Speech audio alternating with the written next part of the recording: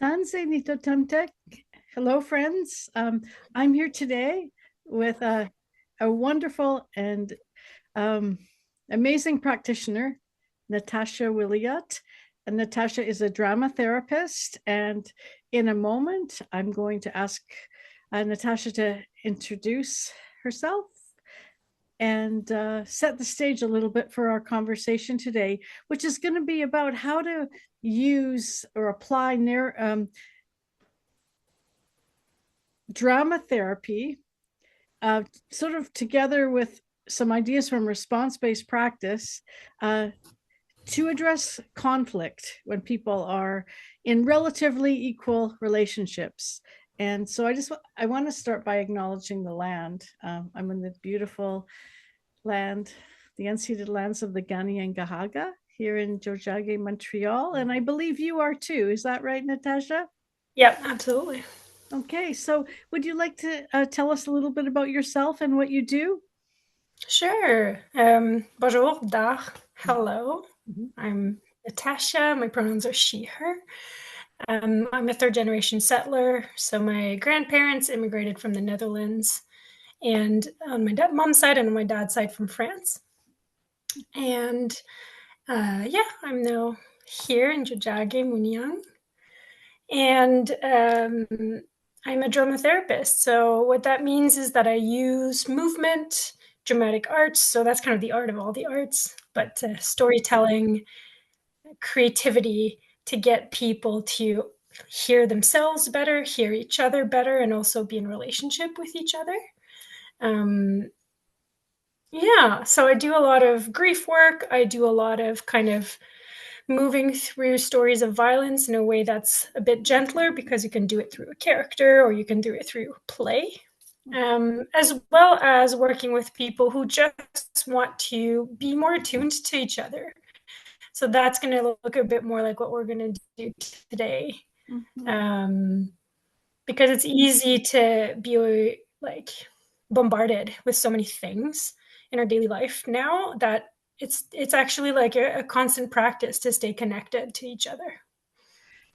Yeah, and So you and I have done yeah, a few workshops together in the past for yeah, social service workers, people that work with unhoused populations here, and yeah, just different contexts. As you say, helping people to get more connected to each other and to themselves, and to think about their work in deep ways. yeah, Because we're all involved, I think, in a larger healing project, not only healing individuals, but our broken relationships and the land and yeah, ancestral healing as well. yeah, absolutely. And kind of coming in as a white settler, finding our place in that healing practice and that anti-colonial practice, I think is like necessary to be done through the body as well to bring ourselves fully, Mhm. um, and to hold space, um, in the ways that we can, to use the resources that we've been given. And I think and bring like reconnect our own ancestral medicines and bring them in relationship with the ones that the like First Nations and Métis and Inuit are bringing here as well. That word that you use, ancestral healing, I think is really powerful. And Mhm. drama therapy is connected to ritual. It is connected to deep intuition and body knowing, body wisdom, ancestral knowing. So Mhm. there's a lot more under that. We don't have a lot of time. I feel like we could keep Yeah. talking about this for a while. Yeah. So I guess what I'll say is, in my work with response-based practice, we help people to process situations where they've been acted upon, or targeted by violence or people using violence against them. And this is different because within that colonial context, we have relationships with people, and sometimes there is relative equality, or I guess you could say fluid equality, with Oh, our intimate partners, with our siblings, with our friends or colleagues. And that's what we're exploring today. When you kind of fall out with someone who you care about, what are some of the ways that we can use these processes repair and reconnect. So would you like to dive in there and introduce something to us? Absolutely. I think the theme that I'd like for us to bring in today is like playfulness, Yeah. talking about equal relationship and staying in these equal relationships and enacting them. Play and playfulness is a really good place to be. We kind of all come back to that, like, beautiful, sacred, childlike curiosity and openness when we're in play. Um, and so if there's one thing that I think that we should that people should leave with today is the importance of playfulness. Mhm. Um, and so I think what I'd like to present today is kind of a mirroring exercise. And so this is actually um, a very common theater practice. But what we're going to do is we're going to frame it a bit differently. And so I'm wondering, like, Kathy, maybe can you present like the context a bit, and then I can like come in with, oh, how can we bring in this tool in that context? So Well, I like, guess let's set the scene. we live in really polarized times, like even more so than say a few years ago. Hmm. And I think, well, let's use the example of COVID because the Yeah. community was so divided. Even the people in my world, some were like really against vaccinations and just had a deep mistrust of the medical system, and others were more aligned with community wellness. And we need to get these injections to protect people who are vulnerable or already have pre-existing conditions, and people who could actually get really sick or die because of this virus. And so having, I guess in a way, ideological disagreements with friends can create a rift, but we often want to uphold the relationship because we love and care about the people. So is that a good example, like an Yeah. ideological disagreement? So we're seeing is that, let's say you and I are two friends, Mhm. um, and we're sitting down and we're in a space that's big enough for us to move. We're alone. We're not like in a cafe or something. That you'll see why that's important. um, Actually, you could do a smaller version of it in a cafe. And we start talking about this topic that we both know we have a very different perspective about. Mhm. Um, and so, what you named, Kathy, about wanting to preserve the relationship, that's essential. Yeah. This is not something to use with someone that you are not intent on preserving, not only preserving a relationship, but deepening relationship and being in relationship. Um, so just kind of like it's not a one size fits all problem solver. But basically, what we could do is we can start talking, and then I notice, oh, like, okay, I'm starting to get like a bit angry. Like my voice is coming up. I'm getting tense. I'm starting to think like, Kathy, like, what are you thinking? I can't believe you're doing this. I'm feeling a bit betrayed. Like, how can my friend think these things when I'm such in disagreement? Usually, the best point was when you notice the person in that kind of like rising space, or if you notice yourself, to kind of take a deep breath and then maybe to propose, okay, like maybe we can take a moment to reconnect human to human. And Kathy, would you like to play a little game with me? Just a couple of minutes so that I can calm myself and I can make sure that I'm really present with you because I care about you and you matter to me. Mhm. Perfect. Let's try it. Okay, so the game is basically that there's going to be a mirror and there's going to be a leader if you want. Okay. Would you like to be the leader or the mirror to start? I can be the mirror. Okay. So the responsibility of the mirror, the job of the mirror, the mission in this game is to be as close as possible to what I'm doing as a movement. And so the goal is that if someone was from the outside looking at us, they wouldn't be able to tell who is doing what. Mhm. The responsibility of the leader, so that's me in this case, is to make sure to help the mirror do their job. So I have to make sure my actions are easy to follow as much as possible, predictable. Mhm.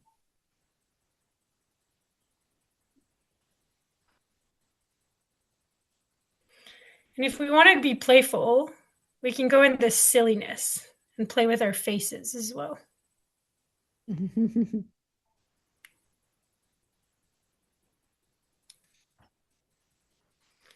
And if I'm been angry, but I want to bring it in playfulness,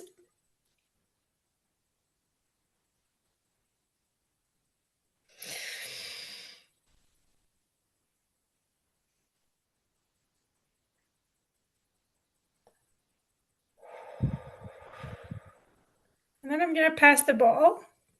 Mhm. So, Kathy, you can pick it up. Okay. And then you're going to be the lead, and I'll be the mirror. Okay.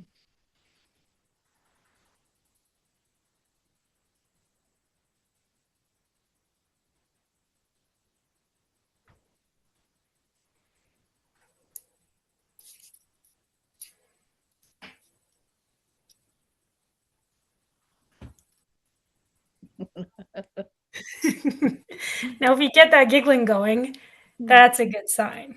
Okay. That means we feel safe enough to be together again and to be playful.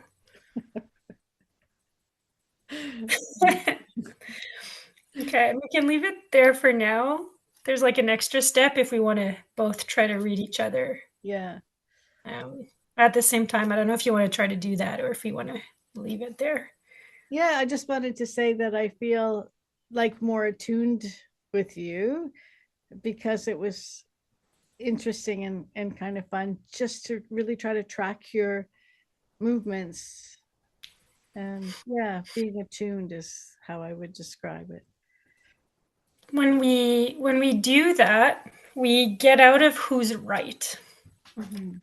We kind of move into an automatic place of move facing together in the same direction, but also looking at each other and seeing each other.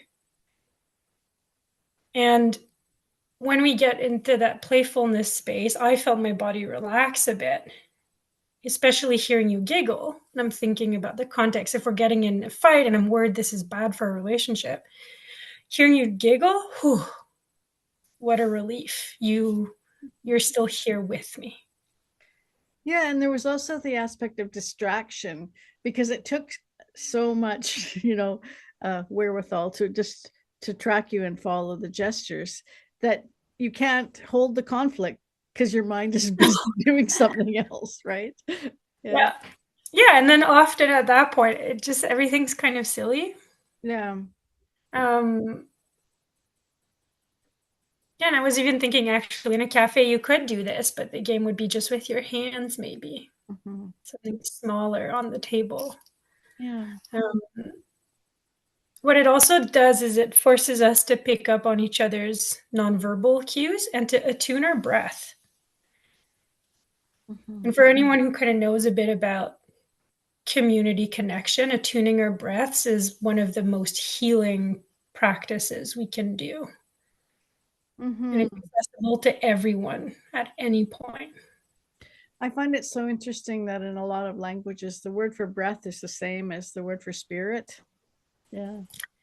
Um, yeah, and my like pagan Germanic practices, this idea, same thing of the breath was given at the same time, not as the mind was given previously, but as the spirit would be the word to use, and it resides here. Okay. So, like you say, so many points of connection. Mhm. So now that I'm feeling more attuned to you and kind of more peaceful, is this when we would try to process something else, or what do you do from here? I think from here is when we go back in the like consent and decision making space that's essential to relationship. Mhm. The oh, do we want to keep having this conversation? Mhm. Do we want to put a break to it? Or do we want to try to continue it, maybe even while doing it? There was a really fun practice that came out of family therapy, and that was, okay, let's schedule our fight. So we're going to meet every day for 5 minutes and we're going to have it out. And then after 5 minutes, we put it away. And I Yeah, just, it's a exactly. really fun kind of thing. Oh yeah, and that's so this would actually be a really good way for us to, like, I recommend anytime you know you're going to have a sit down with a hard conversation, do it before and after. Okay. So that even when we get into that space of conflict, we know we're going to have a moment at the end to reconnect. It allows us to actually go deeper into conflict without harming each other. Yeah. And I think what you often find out through the expression is that it's not really the issue. It's that, say, my grandfather died of pneumonia, and if he had had this or that, then it wouldn't have happened, or it's related to some other kind of loss that Yeah. would connect to this current issue, whether it's, death, loss, war, genocide. Like, these are very, very big contextual topics that our Yeah. family lived in the midst of. And correct me if I'm wrong, but I think that there's often deeper meaning behind a position that we take rather than just the position itself. Well, we're connected to everything always. Yeah. So absolutely. There's Anyway, I don't believe it's possible for a position to just be about a position Mhm. ever. we're we're so connected to Mhm. like history, to belief, to family, to positionality. So yeah, I'm like even thinking you might still have some resentment. Um, so I'm thinking, well, this is a bit more in the realm of therapy, Right. but I've had some clients who are from like marginalized communities and like in this systemic area, I have power over them in a way, like I have privilege. And they have so much pleasure to be able to make me move my body, right? To have that equal and friendly and playful play where I am 100% deeply rooted in listening, Mhm. and that they get to see someone who looks and talks and acts like me do it, to listen and respond. Mhm. And that creates healing for not necessarily what someone has done to them, but relationship in the world, Mhm. belief in, yeah, equal connection in this time and place. Does that make sense? Yeah, and that you are handing over the right for them to be in the center. Oh, yeah. Yeah. And so many people are afraid of recreating harm, Mhm.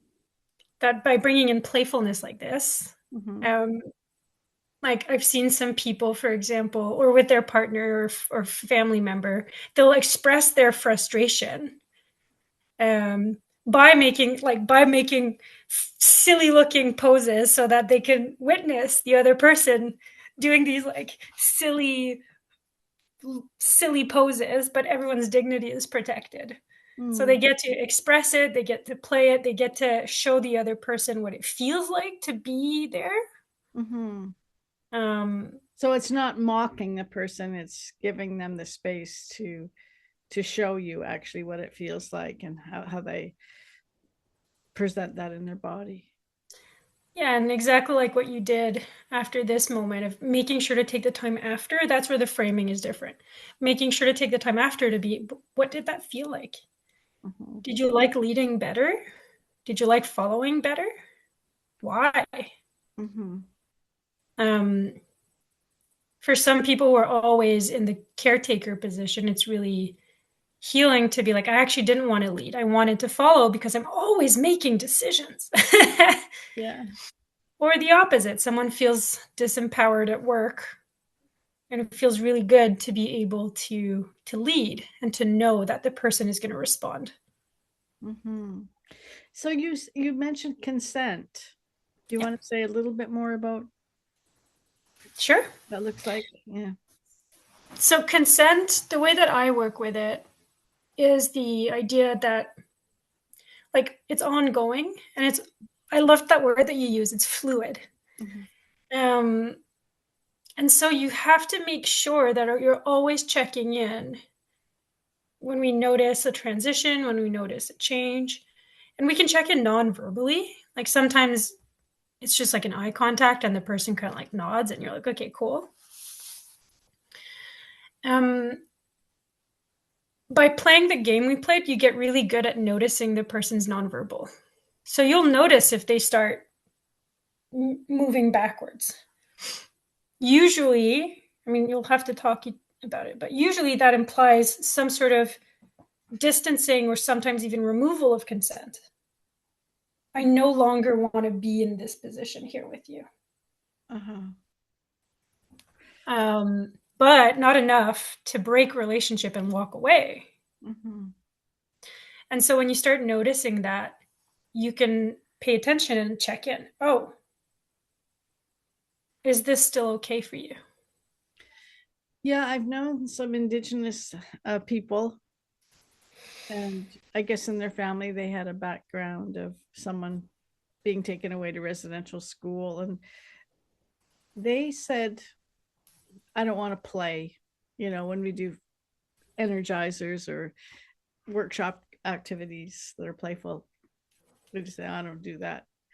So how do you approach it when somebody just says, yeah, I'm not comfortable playing? Then I'll usually ask them what they are comfortable with. Mm-hmm. Playfulness can look like many things. No. And it is impossible to be playful if you do not have the person's consent. Yeah. And so even if you try to push, there's no point. Ultimately, the person's consent, their right to self sovereignty, Mm-hmm. is essential. What you can do is create invitations, Mm-hmm. openings, so that the person can find a way to be playful in ways that feel aligned for them. Mm-hmm. Sometimes it's about vulnerability, right? It can be very vulnerable to play. Yeah, I guess that brings me to my next point.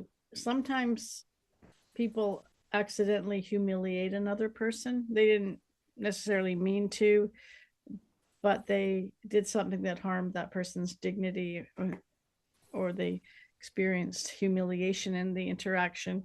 How would you repair? How would you help to repair something like that? Maybe you have to see couples, for example.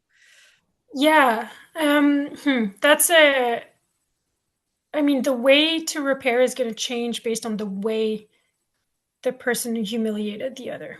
Okay. Um, like some people, so, and it depends on so many things. So once again, can you kind of give me maybe a bit like more of a context, like a specific example? Okay, say I'm out with my partner and we go out for dinner with friends, and my partner teases me or makes a joke about one of my habits, and Yeah, they think it's funny. I feel hurt or I find it offensive. And then yeah, I hold on to that for a few hours, and then I go home and I say, I really wish you hadn't done that. Blah, blah, blah. It made me really feel uncomfortable. And then I'm unhappy. That's the kind of example I'm thinking of. yeah. So I just want to start by like honoring how, in this example, the person who was humiliated protected their partner's dignity. Mm-hmm. Like they waited to be in it. Once again, we're assuming this is like, safe. There's no violence. This is like equal and just kind of conflict and mishaps, they happen. And so the person, like, to find a moment where you can protect your dignity, where you can protect your partner's dignity, and where you can have their full attention. It's also really smart because that way the person's less likely to be defensive because they don't have to save face in front of their friends. Right. So first of all, making that decision is really smart, and then not waiting for it to fester and to explode, to Mm-hmm. kind of get it out of the way so the person won't say, why didn't you tell me sooner? Like, not telling you sooner was an act of service. Right. Okay. Um, and then finding a way to, like, each couple is going to have their rituals of repair. They're going to have their ways of finding each other. And so it would be to going back to that. Okay, like after someone says that they've heard, does the other person try to explain why? Or is it better for the person to just say, like, oh, I'm sorry, I didn't realize it. I won't do it again. Do we need physical contact together after to show that? Or sometimes people actually need space so they can like have it land. Right. More often than not, one person needs the contact and one person needs the space. Right. And so it's kind of finding that, once again, moving, looking in the same direction, where our goal is together to find a way for everyone's needs to be met and for everyone's dignity to be upheld. Yeah, I It found might also, oh, yeah. sorry. Oh, I found that with couples work, often one person is afraid of abandonment and they don't want to take the time apart and they seek out the other one and the other one. So it's a negotiation, right? Yeah. Um, I can give an example of my personal life if that's okay. Sure. So with my partner, we have that dynamic, and I think it's more of an introvert extrovert thing. Uh-huh. I need things outside of me to understand them, and he benefits from having them inside of him to like work through them. And so we kind of arrived to the good enough space for both of us where we can be sitting. I have some form of physical contact. It could be my foot, it could be my hand on him, it could be just leaning, but we won't necessarily talk more. Okay. So he can be in his bubble and play games or on his phone, like to have that space for him. And I know that's okay. I know he's not ignoring me. And he knows I'm not trying to like grab anything. He knows it's just what I need for my own, Mm-hmm. like, yeah, my own sense of connection. Um, is it ideal for either of us? No. But it works well enough for both of us. Does that make sense? Yeah, and I love that term, an active service. So you do that for each other as an active service, even though you, like you said, it's not 100%, but um, yeah, it's a way to be kind to somebody, right? To give them the benefit of the doubt, and yeah, I like that. Mm. And I find that, like in the example you gave, the person reaching out after is actually providing an opportunity for the other person to show up in service to them, Mhm. to repair. They might need to be taught at first how to do that, Yeah. but it's also an act of service to tell someone when we've been hurt, Mhm. to let them be kind. Yeah. So there's the attunement through mirroring, and then there's the, like you said, consent and kind of negotiation, and then mirroring again, or something like you said, just touching someone's foot or something to re-establish the connection that may have been temporarily broken. Yeah. Yeah. Or even if it's not, like if we think in terms of distance, Yeah. sometimes you need a bit of distance in order to work through something difficult, Mhm. to kind of come back to that closeness that we need. Mhm. And even though the mirroring was sort of a game, it was very overt. I'm imagining there's ways just to mirror more subtly through just through presence, or meeting somebody's gla- glance, or matching their tone, those kinds of things. Is that right? Oh yeah. If you wanted to make sounds, the person can mirror sounds and voices. Um, and what's interesting is this game is a practice. The more you do it as a game, the more naturally you will do it. The more it becomes a reflex. Yeah. And you'll see people who spend this work a lot. They'll start really like in their daily life, like moving together. I like singing together. Yeah. Oh, singing would be really cool. Yeah. I've never done it with a song, but if you both know the song, Mhm. um, you can start, yeah, you can set it up so the person can mirror and you sing together. Yeah, sometimes I say, will you harmonize with me? It's lovely. So, Natasha, I think this was really helpful, really interesting. And yeah, let's meet again in the future for another exercise or activity that you could talk about. Um, I'd love that. yeah, Thank you. I appreciate. Yeah, because drama therapy is it has to be done. True.